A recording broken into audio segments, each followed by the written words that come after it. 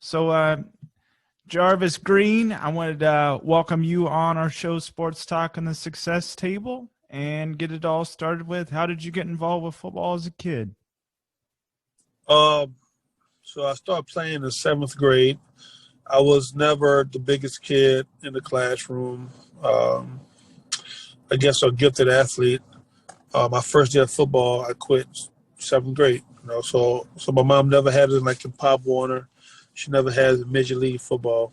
She was really worried about us playing because she didn't want us to get injured. And I'm saying us because I had two older brothers that played as well, and I have a twin brother that played as well with me. And really, it was just seventh grade, man. And then when I quit, I left the field. But then my coach, God bless his soul, he passed away, but he ran after me. And back in the day, it was a little different, on how he could talk to people. Back in the day, coaches were able to put their hands on you, Definitely. shake you to death, get in your face, and grab you by the collar. In today's world, you can't do that to an athlete now. You saw Coach Bruce slap the guy on the head and got fined $50,000, for causing an interaction. But anyway, I did that, and I think I got as I played better. I got better more. Jesus, I got people calling me and phone blowing up. I got better going from 9th to 10th grade because I think I started coming into my own when my brother and I used to always fight. We used to break tables, glasses, fish tanks, beds. And my mom, since I'm the oldest twin, I'm older by 1 minute, she said, somebody has to leave the house. So me being the older twin, I ended up leaving the house. And I started walking around the little neighborhood I grew up in called Lemonville, but it was like a little suburbs of Donaldsonville, Louisiana. And I started walking, and now this is funny I'm saying I started walking. It was more than one time because my brother and I used to fight almost every other day. And when I started walking, I'm like, you know what, since I'm walking, let me start jogging. And then I remember one day I started kind of jogging and trotting. And this was me going from 9th to 10th grade. So my 9th grade years, I didn't start varsity. We played JV. We played JV. We played 9th grade football. So it's crazy. So back in the day, bro, it took some times that we may have 3 games in 1 week. Could you imagine a kid doing that today, playing 3 football games in 1 week? Not happening. Now, varsity, I was only special teams, my brother and I. We was the headhunters or the wedge busters on the special teams. But we played in the games when we blew people out my freshman year at Donaldsonville High. But we had 9th grade and we had JV. But when I started jogging, I started coming into my own. And unlike today's world, we have all the Fitbit and we got the phone with all your track your paces. All I did was get in my dad's car, my mom's car, and I drove around the block. And I drove until it was a mile. I got a spray paint can, and I exited off. And I did it to about 4 miles. So now I knew what a mile was. And I ran around my neighborhood, and I probably started doing it. It got into a habit, and I'm like, wow. And I remember when I went back out to play some sport to do some stuff in the neighborhood, I had more endurance. I'm like, damn, this shit really works. So I just kept jogging and jogging to the point I was jogging 5 or 6 miles every other day. And I think from that point on, it separated me from everyone else, at my school, in my area, my town, my district, my state, because that endurance and not knowing what I was doing, but I was doing it more to take care of my anger and my temper so I could be cooled down from my brother and myself getting into arguments and fighting. Definitely. Hey, it comes down to the little things in sports, man. It separates.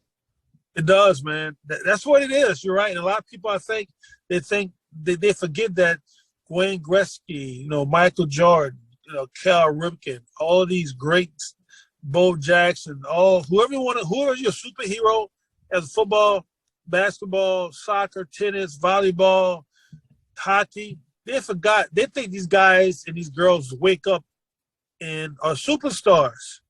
It's the little things, and it just doesn't happen overnight. Definitely. Look at your former teammate, Tom Brady. It happens Yeah, for him. His work ethic.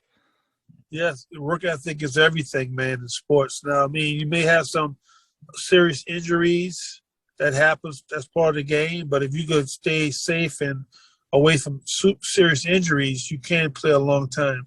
Definitely. But it's a lot about taking care of yourself, right? For sure. So when you were growing up, who were some of your sports role models? So people always ask me if I was a Saints fan. So when I was little, Saints had blackouts all the time, you know. So we caught the Cowboys and we caught the Giants. So really, it was more of I was a Giants fan, you know. I mean, everybody don't say LT, but I mean, I watch LT. I used to like look at some of his videos on the VCR tape and his pass rush moves and the Giants was everything, you know, from Pepper Johnson. And it's crazy because Pepper Johnson was my D-line coach in New England for a while. But you know, Harry Carson, I mean, Carl Banks, Everson Walls, you know, he went from Dallas to the Giants, but he's a local guy. Otis Anderson, David Meggett, Phil Simms, Jeff Hosteller with the headband. Yeah. So I really watched the Giants. I really watched the Giants growing up. Definitely. So going it forward in your sports journey in football, the NFL transition, how did you produce right away for the Patriots with a Bill Belichick ran team? Usually rookies don't produce right away for them. No, they don't, man. I mean, I had a tough time. I said my first year and a half. I made a lot of mental errors in New England. I was going through a lot of mentally things. And I remember leaving LSU with Nick Saban because Nick Saban really, he said some things and it wasn't negative. It was just I didn't understand the question at the time when I was a junior. And it really messed up like my concept of just being like doing things naturally, you know, playing the game off of instinct. And it took me almost a year and a half to get myself back together. So when I went to New England, I mean, it were times that I was nervous and I thought, you know, every other day I would get cut because of all the mental errors that I had, you know, and me being a fourth-round draft pick, it was like, hey, just whatever, forget it. You know, just get rid of him, find somebody else to take his place. But I think that worked hard, you know, showed up, don't miss practice, you know, don't miss the games. But I remember 2003 AFC Championship against the Indianapolis Colts. I think that's what really got my confidence up, and it made sense that I belong in the NFL. Definitely, man. Hey, Nick Saban's one of Bill Belichick's best friends. Yeah, best friend. That's crazy. That's crazy. Hey, yeah. Every player that he coaches ends up in New England, so you're one of those guys. One I played, it was like LSU North. We had so many guys from LSU, from Saban camp that went to the Bill Belichick camp. At one time, it was almost 5 to 6 players, you know, and you know, so that was tremendous. Yeah, in that year 2 jump, was there any indication to you guys that you would go to the Super Bowl? And if so, when did that occur along the journey of that year 2 for you? Excuse me. No, because we went 9-7, and the year before they beat the Rams. So I was like, wow, you know, we may do this again, but we didn't. But then the third year, my second year, we went 14-2, won the Super Bowl, great experience, best experience of, I mean, besides having kids and getting married and graduating. But the Super Bowl, I mean, for sports and athletes is the greatest accomplishment, you know, for organized football. So just to get there my second year and being blessed. But then we go back to back. Another year, 14-2, 28-4. So, I mean, by far, that's unimaginable to even accomplish that going into my third year, having 2 Super Bowl championships under my belt. Never thought that would happen. Definitely, man. Was that ever mentioned in the locker room? up to that point, there was only, I believe there was 7 teams to go back-to-back Super Bowls and win. Was that ever mentioned? I mean, a little bit. Guys talked about it a little bit, but it wasn't really like, you in the war. It's funny like this. If you're a trooper, soldier, you're in the war. It's different than when you're on the outside looking in, talking about it all the time, because you got bullets flying left and right. So it really wasn't a super crazy conversation. I mean, then you saw it the next day, or you saw some media stuff. But I know with Belichick, it was more about ignore the noise, ignore the hype, pay attention to what you have to do at hand. That was playing football, coming in every day, practicing, being efficient, being a student of the game. We didn't really, I mean, we got home, we read papers and all that. I mean, I kind of saw that, but it was great just to be in that club. Definitely, man. So scroll it forward for you personally, life after football. How have you applied the trials and tribulations of the game to your personal life?